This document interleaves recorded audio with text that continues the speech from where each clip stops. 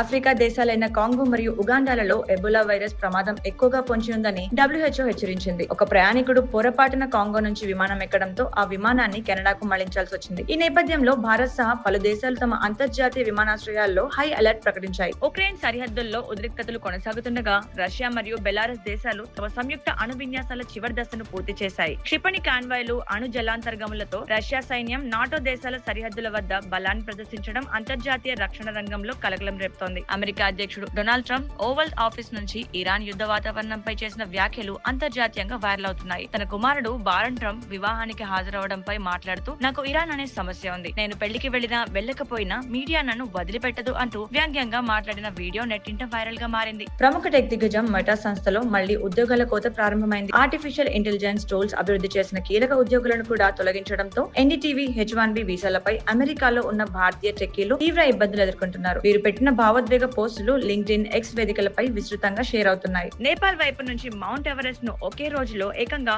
274 మంది క్లైంబర్లు విజయవంతంగా అధిరోహించి ప్రపంచ రికార్డు సృష్టించారు. వాతావరణం అనుకూలించడంతో ఈ అరుదైన ఘనత సాధ్యమైందని నేపాల్ అధికారులు ప్రకటించారు. మరిన్ని అప్డేట్స్ కోసం మా ఛానల్ ని ఫాలో అవ్వండి.